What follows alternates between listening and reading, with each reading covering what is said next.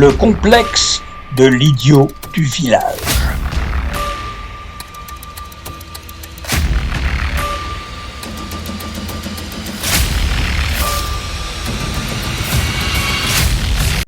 Bonjour chez vous. J'ai intitulé cette nouvelle vidéo « Le complexe de l'idiot du village » ou « Le syndrome des idiots du village ». Vous connaissez tous l'appellation péjorative de complotiste balancée à tout bout de champ à l'encontre des libres penseurs et ceux qui osent questionner cette réalité et demander des comptes au sujet de la quantité incommensurable d'arnaques et d'enfumage avec laquelle une petite pseudo-élite mafieuse nous bombarde constamment, nous culpabilisant en boucle avec leur inversion accusatoire débile d'une mauvaise foi à toute épreuve et à toutes les sauces. Cette élite morbide et génocidaire autoproclamée sur cette scène de théâtre sans limite agit pour le compte de contrôleurs du cheptel humain et a perduré jusqu'ici grâce à la complicité sans borne d'une majorité de la population, composée d'acteurs en carton, les PNJ, personnages non joueurs, les coquilles vides suicidaires, kamikazes, fourbes, faux culs, collabos, balance à deux vitesses, les faux peureux qui se chient dessus sans couche-culotte, qui font semblant de comprendre ce qu'on leur explique, tout en continuant à agir dans le sens contraire, toujours dans le sens du narratif totalitaire, anti-humain, agissant délibérément et non pas seulement par simple programmation ou dû au syndrome de Stockholm de l'otage amoureux de son bourreau. Ils le font afin de promouvoir l'eugénisme à gogo, l'extinction de l'espèce et l'obéissance à un maître extérieur et usurpateur. Ils s'efforcent toujours de nous justifier l'utilité du crédit social à venir ou de nouvelles taxes pour racketter notre fausse empreinte climatique ou autre. C'est une chaîne de soumission et d'obéissance à la connerie sans fin. Leur audace de débile profond va jusqu'à nous qualifier, nous, parce qu'on a compris l'arnaque ou les attaques que nous subissons, d'idiots du village. Qu'est-ce que l'idiot du village signifie au juste et d'où provient son origine ? L'idiot du village est dans son acceptation première une personne connue localement pour son ignorance ou sa bêtise. Cette expression péjorative peut également désigner le stéréotype d'un handicapé mental. Enfin, il est parfois utilisé pour désigner quelqu'un d'exagérément optimiste, irréaliste, voire naïf. L'expression vient du fait que dans tous les villages, il existait une personne souffrant d'un handicap intellectuel qui faisait partie de la communauté et que tout le monde connaissait. C'est aussi un terme courant pour une personne stéréotypée, idiote ou insensée ou un personnage type. L'idiot du village aujourd'hui, pour la communauté bien pensante, complètement à côté de la plaque, hors sol et déconnecté de cette réalité, comme font semblant de le demeurer nos demeurés politiques, c'est le fameux complotiste qui dénonce les complots grossiers qui régissent nos vies. Il est pointé du doigt dès qu'il dénonce les insupportables campagnes totalitaires d'empoisonnement des populations et depuis récemment il est exclu socialement plus que jamais. Nous sommes dans un grand village à l'échelle de cette dimension, à l'instar du village de la vieille série Le Prisonnier avec Patrick McGowan, qui se trouvait sur une île au large de l'Angleterre. Tous les acteurs autour de nous jouent le rôle des idiots gardiens du zoo et du village. Ce sont de simples figurants dans ce Truman Show gigantesque qui redouble d'agressivité, d'intrusion dans notre intimité, de flicage, de chantage à la peur, à l'introduction de plus en plus de poisons, de technologies invasives dans nos organismes, dans nos têtes, dans notre psyché, via les campagnes de propagande, les PSYOP, opérations psychologiques, les false flags, des écrans bleus aux ondes 5, 6G, des lumières LED, d'empoisonnement tous azimuts, chemtrails, géo-ingénierie, vaccins, médoc, bouffe, eau, compteurs Linky, pesticides, OGM, perturbateurs endocriniens, etc., etc.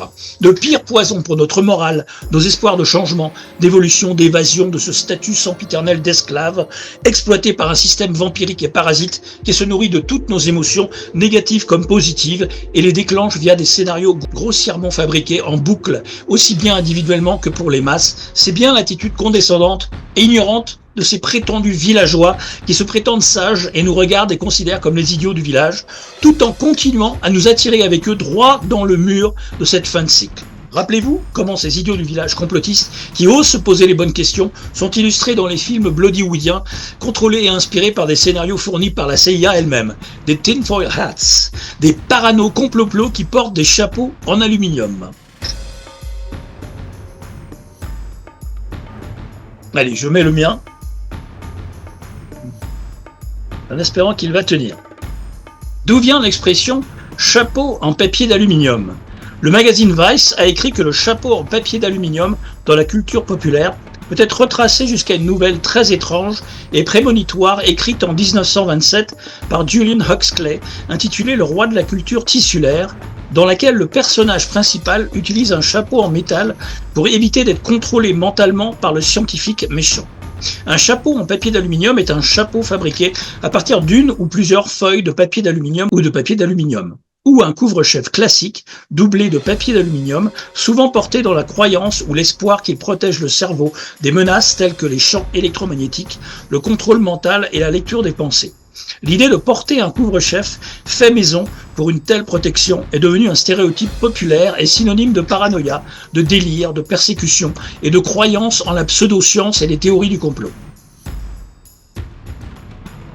Rappel utile, qui était Julian Huxley? Le terme transhumanisme a été popularisé par le biologiste et philosophe Julian Huxley dans son essai de 1957. Huxley soutenait qu'il était désormais possible pour les institutions sociales de supplanter l'évolution humaine en affinant et en améliorant l'espèce humaine. Le frère d'Aldous Huxley, Julian Huxley, aussi un eugéniste notoire, était dans les sommets à l'ONU et proche des banquiers du sommet, ayant été un collaborateur longtemps à l'avance de l'agenda de l'ONU. Julian était impliqué dans l'Organisation des Nations Unies pour l'éducation, la science et la culture, donc endoctriner les masses et la propagande climatique. Influence des Huxley. Julian Huxley, en tant que fondateur de l'UNESCO et partisan de l'eugénisme, un mouvement qui prenait la sélection génétique humaine, est souvent cité par les complotistes pour suggérer que l'UNESCO poursuit des objectifs eugénistes ou de manipulation génétique.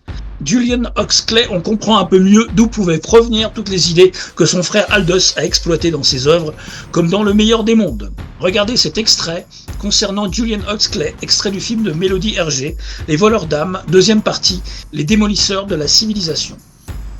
Dans la famille Huxley, demandez l'autre petit-fils, Julian Huxley, le frère d'Aldous, qui fut vice-président de l'Eugenic Society britannique de 1937 à 1944. Et en 1946, il fut également le directeur général de l'ONU pour l'éducation, la science et de la culture à l'UNESCO.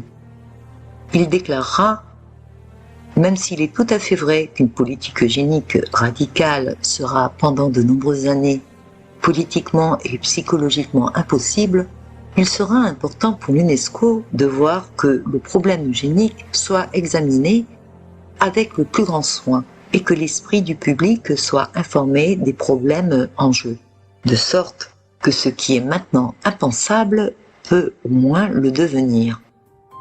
Et le GIEC fait partie de l'ONU, créé par les Fabiens pour atteindre leurs objectifs socialo-communistes au fil du temps.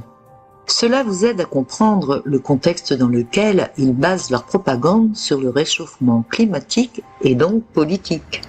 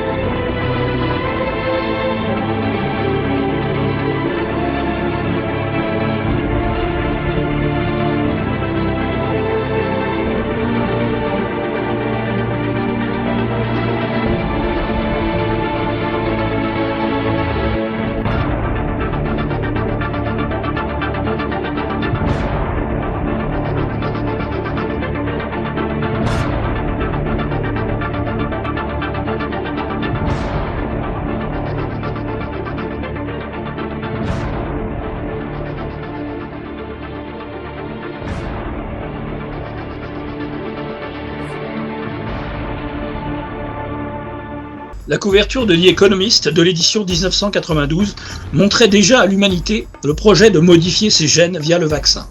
Cela ne devrait plus être une surprise ni même un choc, étant donné que 30 ans plus tard, nous avons assisté au déploiement de vaccins ARN contre le Covid-19 et des puces électroniques humaines.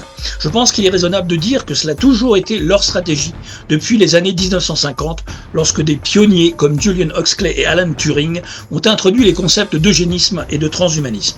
Ils nous préparent toujours à ce qui nous attend. Ils nous disent toujours ce qu'ils prévoient. Ils nous préviennent toujours. C'est juste qu'on nous resserre toujours le prétexte, l'excuse bidon et creuse que nous sommes bien trop occupés par le travail et les engagements pour comprendre ce qui se passe dans les coulisses. Combien d'heures par semaine passent les humains en moyenne devant leur programme télé débilitant au juste, alors qu'ils pourraient s'instruire sur ce qu'on leur fait pour les exploiter, les tromper, les asservir et les racketter, voire même comment s'organiser pour se libérer de cette illusion toxique. Et même encore, nous ne prenons pas ces signes au sérieux, d'autant plus qu'ils nous sont vendus d'une manière qui semble bénéfique et progressiste pour l'humanité.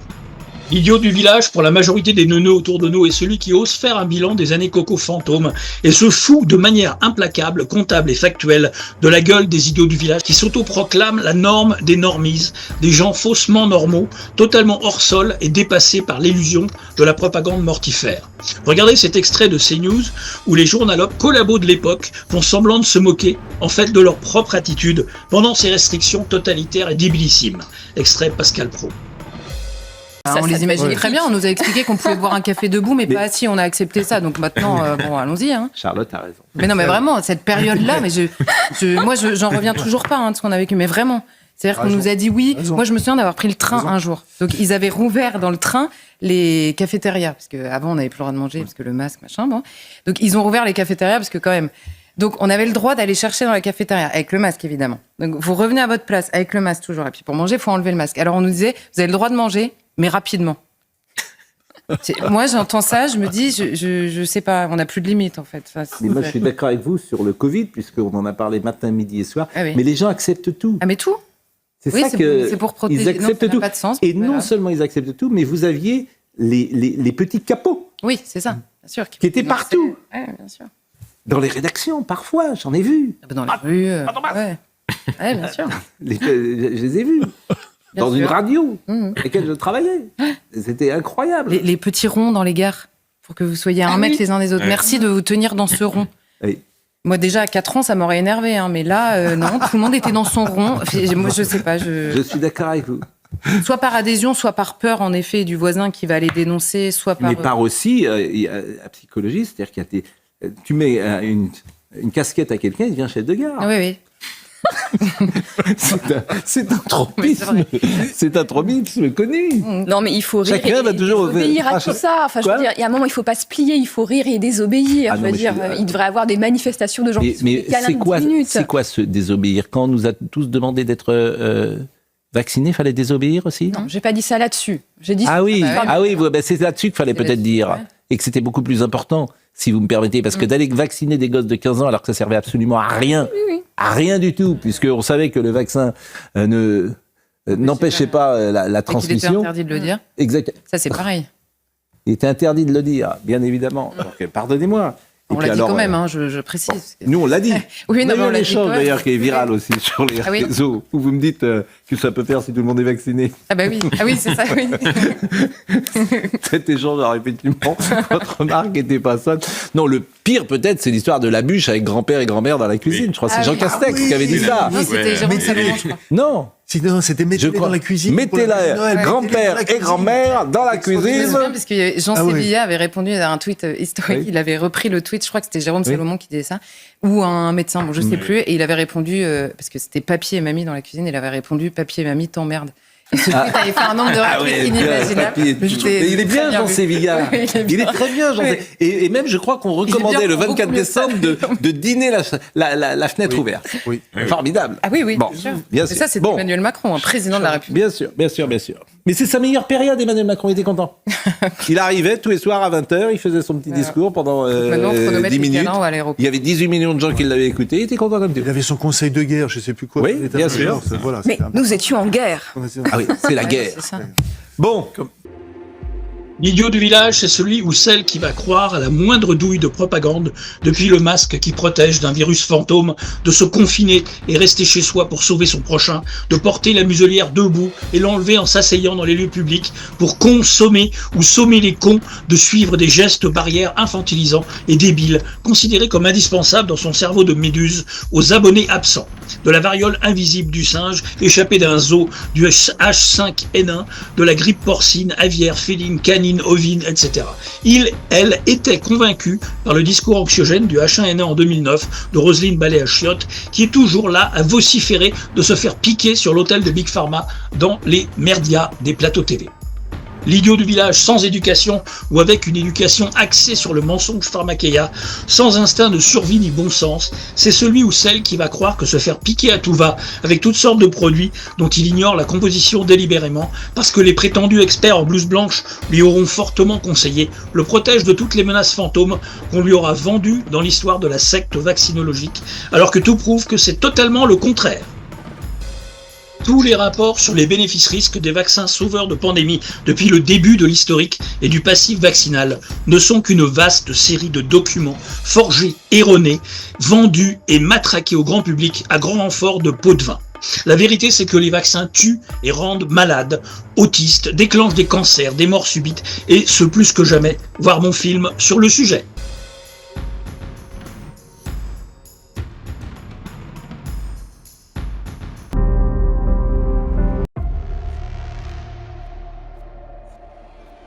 Les leçons du passif de la secte injectologique.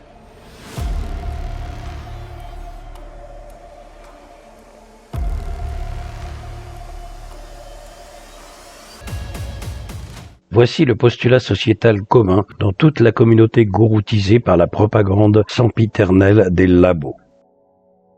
L'invasion de mythes. Les vaccins sauvent des vies. Ils, à comprendre le lobby pharmaceutique, ont sauvé des millions de vies. Sans eux, on serait tous morts pratiquement, grâce aux anticorps qu'ils fabriquent dans notre organisme pour lutter contre des virus clairement isolés et identifiés par eux, dont ils nous ont injecté des extraits. Nous sommes protégés. Faisons-leur entièrement confiance. La réalité qui détruit la fiction des mythes.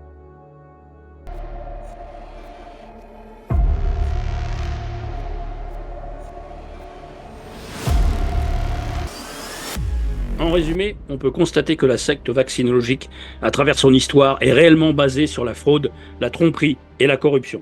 Elle n'a pas grand-chose à voir avec la santé, sauf pour en exploiter la peur de ses défaillances. Et lorsque tous les gouvernements de la Terre ont décidé de piquer de force, de priver de boulot, d'accès aux soins, aux restos, aux bars, aux institutions, aux aéroports, aux déplacements, de visite des proches à l'hôpital, aux EHPAD ou aux obsèques, au sport en salle, etc., la majorité d'idiots du village d'idiots a dit oui, bien sûr. À vos ordres, cher paternel protecteur, contre les méchants virus jamais isolés, 100% bidons, pour enrayer une pandémie de papier, simplement issue d'un tour de passe-passe et une inversion entre les morts de la grippe et celle du coco fantôme. Tout reposait sur un test PCR frauduleux et des pseudo-malades, soi-disant positifs et asymptomatiques. Les idiots du village justifient encore, tout en faisant semblant d'avoir tout oublié, toutes les mesures liberticides, débilissimes de la période coco, qu'on n'aura plus vécu depuis l'occupation nazie de la Seconde Guerre mondiale et encore du jamais vu. Qu'ils commentent encore aujourd'hui comme « Ah oui, il a fallu qu'elle fasse un faux pass sanitaire pour travailler, ou elle a perdu son job. Bah, elle a choisi de pas se faire piquer, c'est son choix. Sous-entendu, elle le mérite. » Et dans la foulée, pour se faire pardonner, ou même pas, en se contredisant, de dire « Ah oui, moi non plus, je voulais pas me faire piquer, mais j'étais obligé. » Les résistants de la dernière heure n'ont jamais en fait résisté. Ça ne nous rappelle pas une période sombre de l'histoire ? Beaucoup de ces idiots du village aujourd'hui continuent à nous raconter tout et son contraire, en faisant semblant d'avoir compris certains points de l'arnaque planétaire, d'être d'accord avec vous, avec nous, tout en justifiant ses principaux points, décisions et restrictions, allant dans le sens de la prédation et du totalitarisme faussement sanitaire. La même publicité pour le vaccin contre la grippe et le Covid, où le scénario se déroule dans un ascenseur, repasse en boucle à la téloche pour inciter les plus malléables et influençables des suiveurs à retourner se faire piquer pour une énième fois avec leur cocktail de poison violent. J'en avais fait un décryptage parodique l'année dernière. En voici un extrait.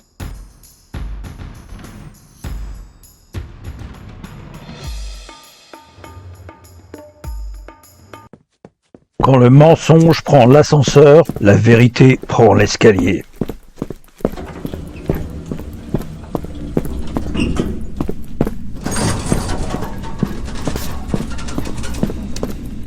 Quand le mensonge prend l'ascenseur, la vérité prend l'escalier. Même si elle met plus de temps, la vérité finit toujours par arriver. Nouveau clip pour faire peur, intitulé « Les présidents pour l'assurance d'une maladie ». Vaccination contre la grippe et le Covid-19. Campagne médiatique octobre 2023. Covid-19, une nouvelle campagne de vaccination qui patine dans l'ascenseur de l'horreur, la peur et la menace anxiogène des hommes en noir sur leurs damiers francs-maçons, avec leur pub de propagande télévisuelle qui nous agressent en boucle, alors que les décès post-vaccinaux et les pathologies dues aux picouzes imposées sous la contrainte et la précipitation sont exponentielles autour de nous. Ce totalitarisme pharma-anxiogène, sans aucun complexe, continue sans aucune gêne devant les faits rapportés. Chiffres alarmants des morts et des blessés dus aux injections Covid-19. Les estimations globales. Vous savez, nous faisons des calculs approximatifs. C'est ce que nous faisons en tant que gestionnaire de portefeuille et analyste à Wall Street. J'ai donc donné les chiffres pour les États-Unis sur lesquels nous avons beaucoup travaillé.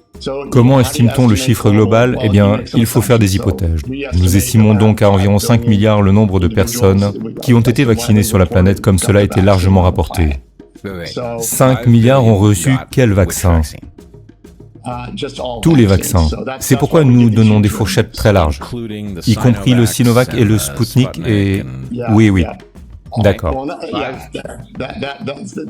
C'est pour ça que nous donnons des fourchettes larges, car nous ne voulons pas surestimer. D'accord. Ainsi, 5 milliards de personnes sur la planète ont reçu un vaccin quelconque. Si l'on applique la fourchette du taux de mortalité aux États-Unis que j'ai mentionné précédemment, vous obtenez une fourchette globale de 7,3 millions à 15 millions de personnes mortes à cause du vaccin. 7 millions à 15 millions. Oui, une étude a été réalisée par Denis Rancourt. Nous avons examiné sa méthodologie. Elle est différente de la nôtre. Nous ne prétendons pas qu'elle est mauvaise, c'est une estimation. Et il est arrivé à 17 millions, ce dont vous avez parlé, je crois. Notre fourchette supérieure est donc conforme à celle de Denis Rancourt. D'accord. Les handicaps, si l'on considère le rapport de 4 à 1, vous multipliez les 7 millions et les 15 millions par 4, on obtient une fourchette de 29. Voyons voir, je regarde les chiffres. 29 à 60 millions de personnes handicapées dans le monde. 29 à 60 millions de personnes handicapées dans le monde. Exact. Et puis les blessures, si l'on prend 18% des personnes vaccinées n'utilisant que le Pfizer, encore une fois, il pourrait s'agir d'argent, mais nous obtenons un éventail de 900 millions au maximum et de 500 millions au minimum pour les blessures. 500 millions à 900 millions de personnes ayant subi une blessure qui ne les a pas rendues invalides. Oui, c'est exact. Le fait que des vaccinés à tout âge, des sportifs, non sportifs, des célébrités, des artistes tombent comme des mouches ou déclenchent des pathologies graves ou moins graves que le comptage des décès clairement dus aux injections est une donnée invisible et occultée totalement dans les médias français, n'est un facteur inexistant chez ces collabos gaulois uniquement chargés de faire des profits et de faire perdurer les propagandes en plein génocide silencieux, sans aucun remords ni vergogne. De vrais criminels en puissance et en liberté. Et ce sont les seules voix audibles qui sont écoutées et suivies à tous les niveaux autour de nous. Médias, familles, entourage, amis, collègues de travail, etc. Oser critiquer leur précieux saint vaccin au pays de Pasteur l'imposteur, l'omerta vax anal et de mise, et quand on observe les réactions agressives et fanatiques de ces ouailles et des gardiens de son temple, c'est bien une dangereuse secte à laquelle on a affaire et aucunement un must sanitaire pour nous préserver de la moindre menace. Pour les médias mainstream, la relation entre la vaccination et les turbocancers n'existe tout simplement pas, alors qu'aux États-Unis, le principe de précaution annule les mandats de vaccination dans certains États. Pour les médias, le turbocancer est une invention des anti-vax. Les idiots du village se foutront totalement d'être devenus des objets connectés à part entière, des antennes sous contrôle à distance, télécommandables à volonté, par des opérateurs peu scrupuleux ni soucieux de leur santé, obsédés par le contrôle du cheptel des naïfs les plus dociles, et la fusion de l'être humain en apparence avec l'IA et la machine, en faisant un cyborg empoisonné et malsain. Ils ne se sentent absolument pas concernés par les dangers du transhumanisme en marche. C'est un truc pour les complots.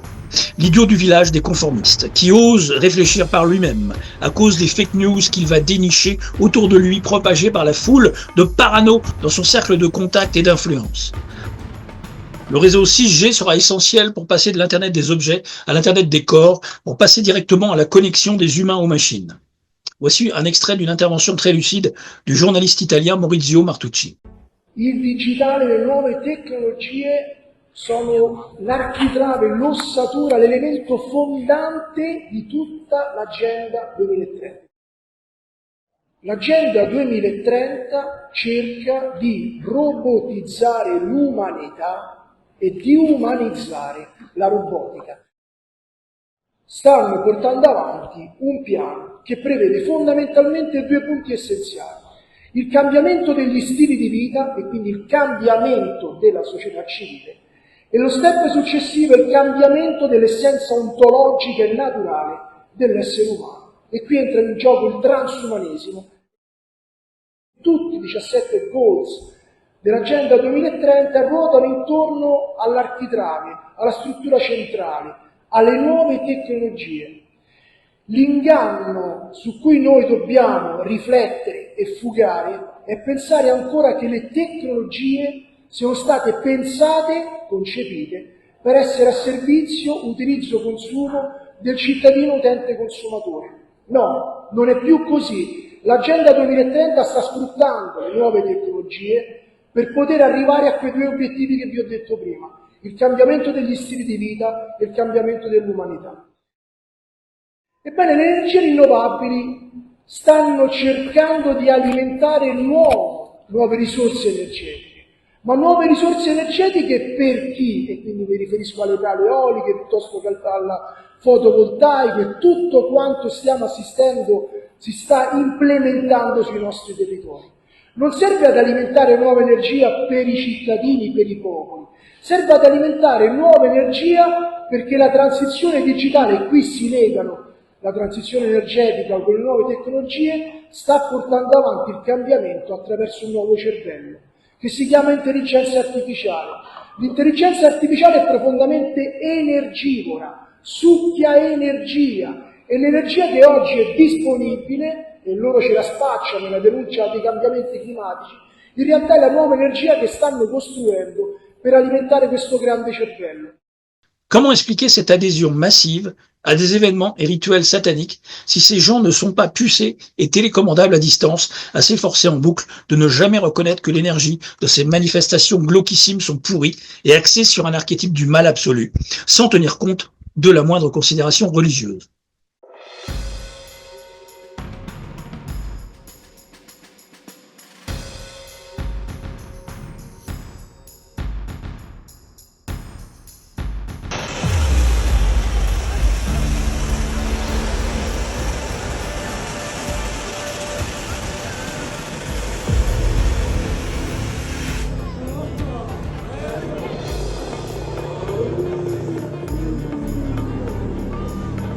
Ce spectacle, ce sont des automates géants, alors c'est très impressionnant, hein, 10 mètres, qui se promenaient dans les rues de Toulouse. Alors on comprend le budget pharaonique parce qu'il y a tout un système de rouages et de câbles extrêmement compliqué pour les animer, et c'est vrai que c'est assez fascinant.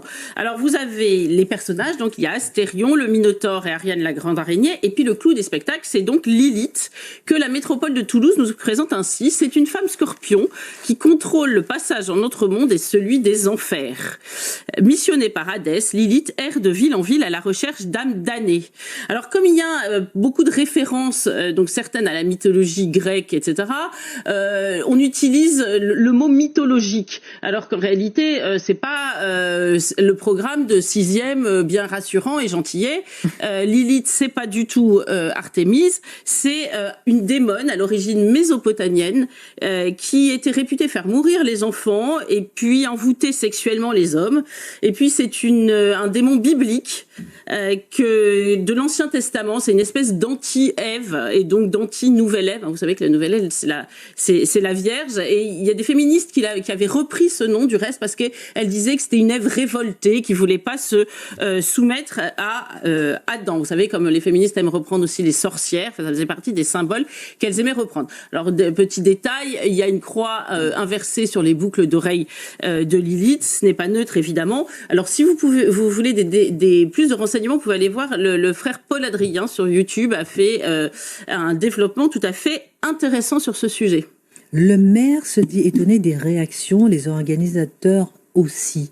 Non, mais là aussi, il faut pas prendre les crétins, non, c'est l'inverse, les chrétiens pour des crétins. Évidemment qu'il y allait avoir des réactions. Et je vais vous dire, c'est pas les chrétiens qui disent que c'est démoniaque. C'est démoniaque au sens du Larousse. Oui. Ça traite du démon. Vous voyez, s'il y avait des anges, on dirait que c'est angélique, ou des fées féeriques. Et là, c'est vraiment démoniaque.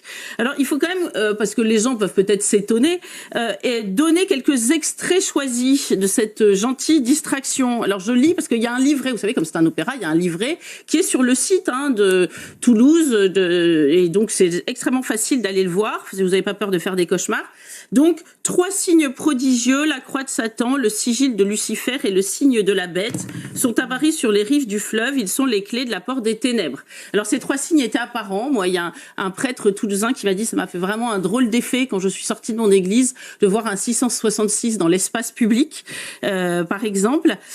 Il y a aussi, alors on lit plus loin, de créatures maléfiques, les rues sont maintenant infestées. Elles réveilleront les morts et trouveront les damnés. Par ma flamme, je brûlerai leur corps et emprisonnerai leurs âmes. Vous voyez, c'est frais, c'est sympa. On a envie d'offrir une barbe à papa au petit dernier. On peut citer aussi « J'en appelle à la mort, j'en appelle aux forces du mal, j'en appelle aux démons ».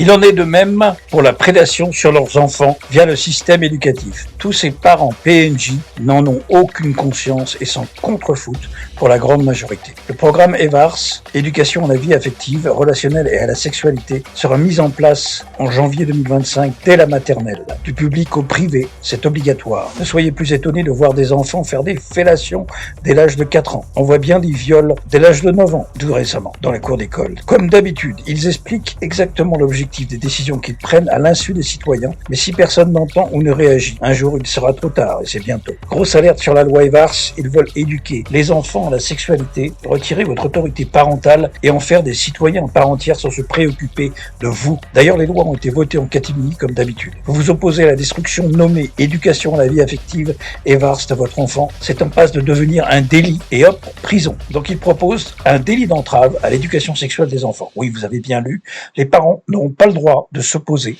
à ce qu'on déconstruise leurs enfants ou qu'on leur explique les joies de la sexualité LGBTQIA+, sinon prison. Voilà la France de Macron. Aujourd'hui, il en va de même avec le climat et l'arnaque du réchauffement climatique. Article dans Le Monde, le torchon Le Monde. Réduire la population contribuerait à l'atténuation du réchauffement climatique. Alors que la population mondiale dépassera les 8 milliards avant la fin de l'année, bullshit, il est temps d'imaginer de nouvelles solutions pour diminuer la fécondité des humains, assure dans une tribune au Monde l'association Démographie Responsable. Vous comprenez maintenant ce qui se cache derrière le projet politique du soi-disant réchauffement climatique. C'est juste une justification du plan malthusien pour les crédules. Urgent, la Banque mondiale a égaré la somme stupéfiante de 41 milliards de dollars destinée à la lutte contre le changement climatique. Et des milliards de dollars n'ont pas été comptabilisés. Les enquêteurs n'ont trouvé aucun document public précisant où cet argent est allé ou comment il a été dépensé. Ils se foutent de nous avec leurs manipulations perverses et financières autour du climat. Ces 41 milliards sont dus à Hawaï, la Floride et Valence, et les prochaines cibles de leur guerre climatique. Incroyable. Sur ABC News, un des médias mainstream les plus collabos, ils annoncent que la météo est manipulée depuis très longtemps, depuis les années 1940. Aux États-Unis, oui, nous contrôlons la météo. Tout est en train d'être révélé, HAARP, chemtrails, etc. L'ensemencement des nuages est en plein essor. Nous manipulons la météo depuis très longtemps. Nous le faisons depuis les années 1940. Attendez, quoi? Diffusé sur ABC News. En France, que nenni. Cloud seeding is booming. They anticipate at least another 200 ground cloud seeding machines to be put in before next season. Ginger, this is such a cool concept, but is it too good to be true? I mean, how do we know that the chemicals that they're spraying from the air aren't bad for us or the planet? The good news is we've been doing this since the 1940s and 50s. Other countries do it, and there have been a lot of research projects that have shown that the silver iodide, for example, is not found. It's negligible once it gets down to ground level. So, again, I don't want to be too skeptical, but is there anything wrong with manipulating nature like this? I think that's the question we should have asked when we built every single parking lot and every rooftop. We have been manipulating weather with us for a very long time. I do think that looking at and continuing research on when these programs get bigger, if it will affect people downstream, that needs to be watched. At least we're manipulating it now to help the planet. So. La plus grande leçon de la période n'est pas que les puissants sont capables de toutes les folies. Ça, on le savait. Non, la plus grande leçon est que la masse est capable de gober des sottises plus grosses que la Lune. La soumission intellectuelle est un vrai fléau. Dans ce monde inversé, on est effaré du niveau de conditionnement que les opérateurs du contrôle mental de masse ont atteint. Ils ont lié toutes les vertus possibles à la conformité par le biais de récompenses et de punitions comportementales et sociales. Nous sommes maintenant entourés de gens qui croient honnêtement que le simple fait de se conformer les rend plus intelligents et meilleurs que quelqu'un qui ne se conforme pas. Quelle que soit leur raison, quel que soit le problème, quels que soient les faits, et quand ils ne comprennent pas vraiment ce à quoi ils se conforment et pourquoi. Vous avez littéralement des gens complètement ignorants qui pensent qu'ils sont meilleurs que les autres parce que la télévision le leur a dit. C'est juste complètement dingue. Le fait que des millions de personnes partagent les mêmes vices ne fait pas de ces vices des vertus. Le fait qu'elles partagent autant d'erreurs ne fait pas de ces erreurs des vérités. Et le fait que des millions de personnes partagent la même forme de pathologie mentale ne fait pas de ces personnes des personnes saines d'esprit. C'est une citation d'Eric Fromm.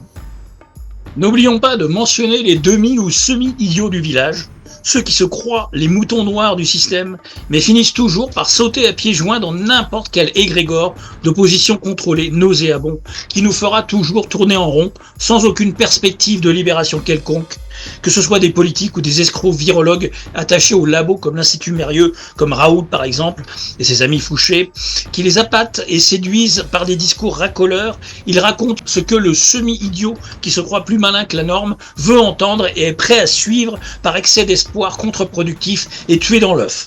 Lénine l'avait bien compris et énoncé à l'époque, l'opposition contrôlée est bien le nerf de cette guerre contre les peuples. Ses meneurs et ses agents sont savamment introduits, infiltrés, présentés comme sauveurs uniques et palpables, raisonnables, crédibles, connus par le buzz construit par le système de diffusion lui-même.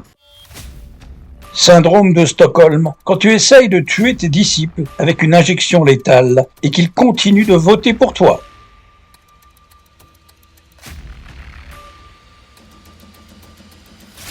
I believe totally in your freedoms. I do. You got to do what you have to do. But I recommend take the vaccines. I did it. It's good. Take the vaccines. But you got, no, that's okay. That's all right. You got your freedoms. But I happen to take the vaccine. If it doesn't work, you'll be the first to know. Il ne s'agit pas de division, mais de discernement pour avancer réellement, au lieu de piétiner et adhérer à cet Ouroboros énergétique qui se mord la queue et régresse, un pas en avant en apparence, deux pas en arrière dans les mêmes schémas de contrôle. Les angles morts sont leur signe de reconnaissance, leur appartenance à la secte, soit maçonnique, comme l'UPR, qui a sa propre loge créée par Asselineau, soit pharmaceutique, soit politique sans issue, soit par ses allégeances au pire nom de cette pyramide vampire, comme les copains Aberkan et Attali, etc. Et même parfois, il nous cite comme sauveurs Trump, Poutine et les chefs d'État des nations du BRICS, inventés lui-même par Rockefeller comme faisant partie du plan pour le NOM, version faussement multipolaire. Le semi-idiot se fera alpaguer, avoir par l'érudition affichée de son gourou, son positionnement d'infiltré au plus haut niveau du système, voire même par les super califes politiques à la tête du G8, qui se prétendent des sous-marins voulant retourner le système et les banques centrales, tout en se foutant bien de leur gueule et la nôtre par la même occasion. L'expression populiste, brandie comme péjorative par les médias de masse, alors qu'à la base l'intention est noble, il s'agirait de sauver et aider les peuples dans cette guerre contre nous, est exploitée dans tous les sens du poil par les meneurs infiltrés pour les convaincre qu'ils les mènent, tel le dieu Pan dans la forêt, sur des vraies pistes d'amélioration de notre condition d'esclaves bernés, fliqués, agressés, harcelés et rackettés à mort. Exemple flagrant, les gilets jaunes et leurs uniformes issus de l'ingénierie sociale d'Attali et de la programmation prédictive du magazine des Rothschild, The Economist. Si vous avez le malheur d'expliquer la tactique dont ils sont les dindons de la farce, on devient à leurs yeux les moutons noirs de la rébellion et on ne comprend rien, on tue leurs espoirs de changement, on est pessimiste, on voit le mal partout. Il faut qu'on cesse de ralentir leurs espérances et les laisser rêver à un monde meilleur grâce à leurs faux sauveurs machiavéliques. Ils sont convaincus que toutes les mouvances, idéologies et sectes du passé, qu'ils vénèrent toujours au présent, ont été infiltrées, mais ne voulaient que le bien de l'humanité et de leurs prochains à leur début, ou jusqu'à ce point dans l'histoire chronologique où les méchants ont débarqué pour les pervertir. Ils croient à un âge d'or des bisounours dans cette dimension dans le passé et pensent pouvoir en créer un nouveau à venir. Dans les deux camps des idiots du village du prisonnier, l'aveuglement est tel d'un côté et les angles morts grossiers de l'autre, qu'aucune issue favorable ne pourra être entreprise en se conformant à leurs croyances. Il n'y a rien à sauver ici que sa propre dignité jusqu'au bout, un minimum de combativité pour rester conscient d'où l'on vient et qui l'on est et comment on veut sortir d'ici un jour que cette fin de cycle pourrait accélérer. Pour ceux qui veulent fusionner avec la machine et la technologie pour devenir des cyborgs encore plus exploitables, contrôlables et esclaves d'un monde froid, inhumain, où la surveillance et le crédit social gouvernent nos vies et nos comportements et pourrissent la nôtre, les penseurs libres, au moins dans leur tête, passez votre chemin. Vous servirez de compost pour le prochain recyclage. Cessez de nous harceler avec votre conformisme débile et aveugle, pervers, complice de cette prédation tous azimuts qui se nourrit de souffrances en boucle et de votre positionnement hypocrite d'acteurs sauveurs de cette planète et de la fake apicratie qui font semblant de n'avoir rien vu de mauvais, de mal, de sadique, de monstrueux et génocidaire pendant ces années coco-totalitaires, un programme jouissif pour vous où vous vous foutiez grandement des dommages causés à votre prochain qui n'était pas d'accord et à ceux qui ont cru à votre propagande nazitaire pourrie et en sont morts ou mutilés à vie. Cette courbe de variation statique mortifère va se poursuivre et vous n'admettrez toujours rien. Quant aux semi-idiots de notre village terrestre désespérément avide de faux espoirs caducs à sens unique, il est encore temps de réfléchir un peu plus afin de préserver et conserver votre énergie perdue à suivre des fausses pistes en boucle sur tous les sentiers de perdition et de corruption de votre dévotion sans borne à vos sauveurs externes et vos causes fabriquées en boucle. Cherchons à nous libérer une bonne fois pour toutes de ce jeu macabre, cessons de jouer constamment à leurs scénarios stupides et offrons plus souvent à ces addicts invétérés de la manipulation perverse une non-réponse, comme le suggère notre ami David Bouquet. Une non-réponse de sagesse qui ne nous empêche pas de dédier bien sûr du temps à vous préparer pour cette guerre contre les peuples qui s'intensifie et fait rage chaque semaine un peu plus. Il n'est pas question de céder davantage de terrain à ces vampires psychopathes et leurs suiveurs par millions sur le terrain, dans le déni complice, kamikaze, inconscient et programmé. Réaffirmons notre refus de collaborer avec l'infamie et l'inacceptable, ne cédons pas au chantage sur notre zone de confort minimaliste qui se réduira à peau de chagrin avec le programme de l'agenda 2030. Chaque centimètre de liberté et d'espace vital vous sera confisqué et piétiné de façon exponentielle, pas besoin d'être un grand devin pour le reconnaître. Si vous ne refusez et ne rejetez pas en bloc leur narratif inversé et corrompu comme prétexte à toutes les dérives totalitaires. Je vous laisse méditer sur cette citation de cette ancienne romancière autrichienne, Marie von Ebner-Eschenbach, qui correspond parfaitement à la situation sur cette planète prison. Les esclaves heureux sont les ennemis les plus acharnés de la liberté. Bonjour chez vous les prisonniers, c'est à nous d'œuvrer pour le respect de notre bon sens. Préparons-nous pour cette invasion générale des idiots du village.